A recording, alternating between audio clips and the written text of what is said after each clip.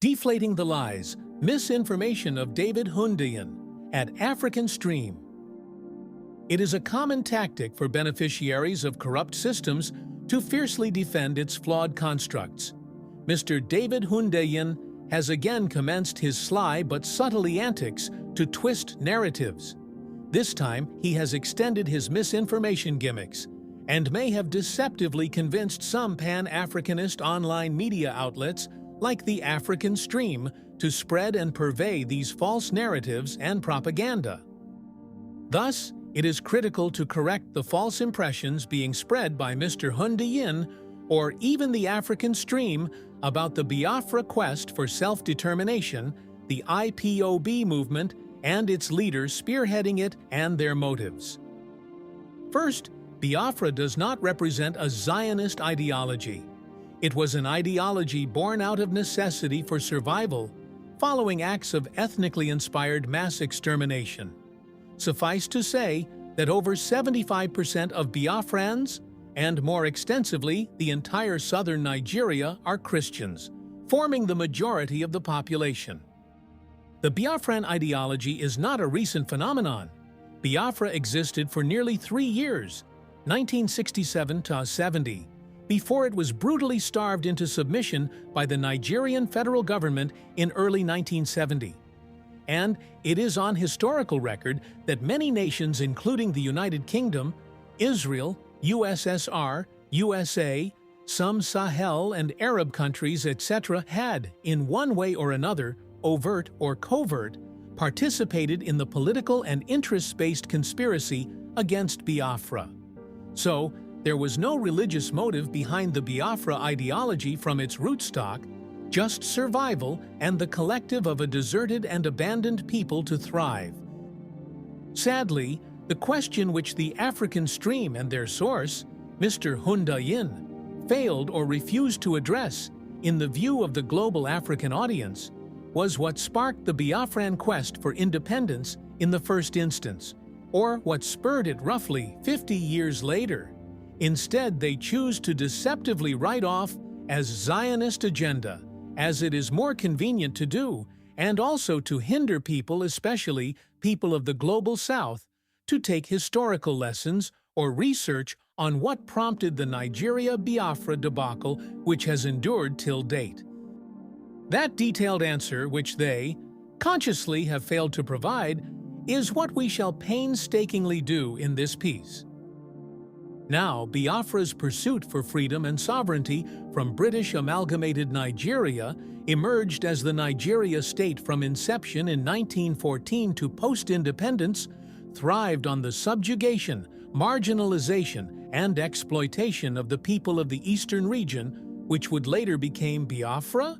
The height of it was the massacre, pogroms of 1966, which led to the inevitable declaration of Biafra. A year later, after talks and diplomatic efforts, salvage the situation failed. The unlawful, vindictive massacre of innocent citizens from the east across the north and western region of Nigeria. The extrajudicial execution of their citizens who served diligently in the Nigerian army, anchored on the fabricated narrative surrounding the first coup on January 1966 as an ethnically motivated coup, were all catalysts which led to the secession of the Republic of Biafra. Suffice to say that the anniversary to honor the birth of Biafra happens to be in this month of May on the 30th, which was the actual date when the former military governor of the eastern region, Dim Chukwuemeka Odumegwu Ojukwu, declared independence after receiving unanimous mandate from the Eastern Consultative Assembly, which hosted all the ethnic groups of the eastern region on 27th May 1967.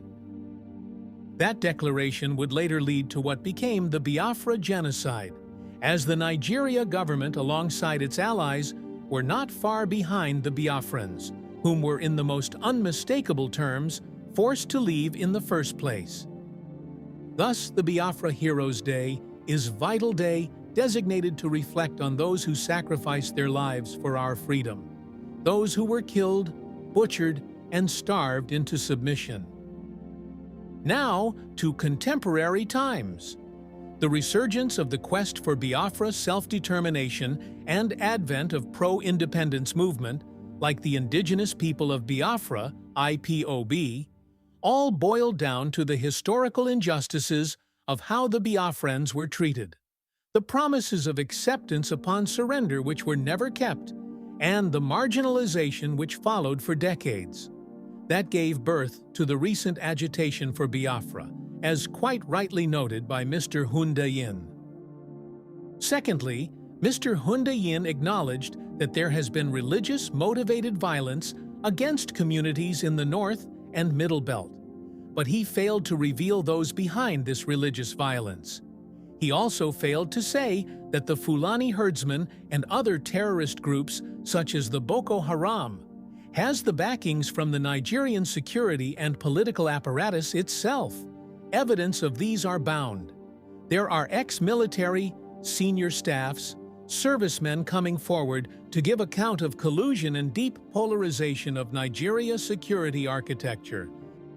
Thankfully, the security challenges posed by either ethnic or Islamic extremists, or even both, is not a problem confined to Nigeria alone.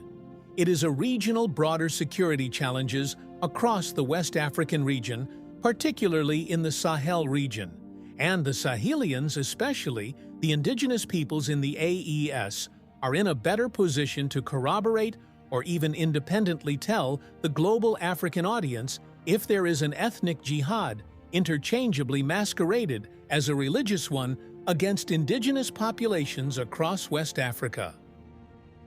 Thirdly, the political ideology for Biafra under the IPOB movement is a peaceful one, and has stayed so since inception, notwithstanding heavy extrajudicial crackdowns by the Nigerian state, acknowledged even by the most biased and prejudicial human rights institutions such as Amnesty International.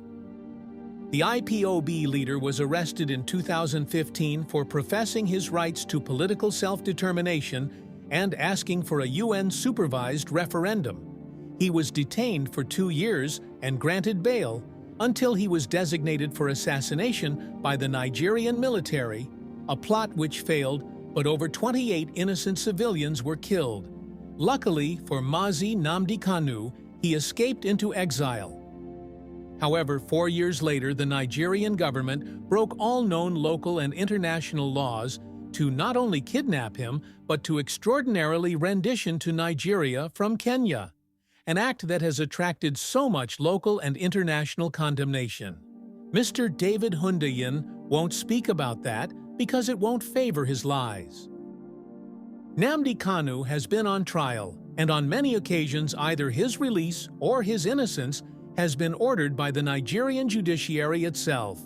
But the federal government has proven adamant to these rulings by competent courts and continue to incarcerate him.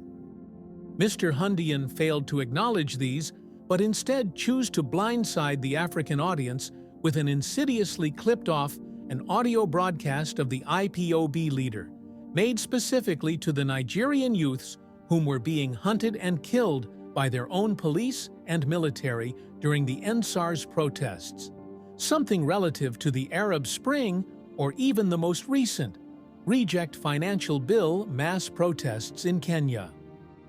The intervention of global bodies or influential nations in times of crisis, especially on humanitarian grounds, may be a downside, but in some cases are necessary.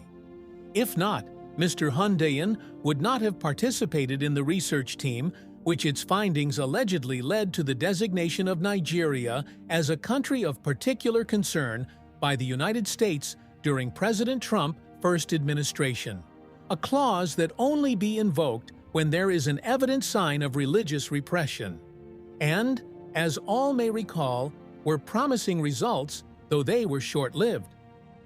Nevertheless, while the outspoken or lobby activities of Mr. Michael Rubin and his AEI Institute are acceptable and applaudable, especially on humanitarian grounds about the vices being faced by Christians in Nigeria, either in the North, South, or Middle Belt, there is no political connection or corroboration of his stance about Biafra self-determination with the IPOB movement, let alone connecting him and Mr. Simon Ekpa, whom has been certified of being a Nigerian state-sponsored agent, provocateur, sent to bring chaos and poison the genuine quest for Biafra self-determination to IPOB.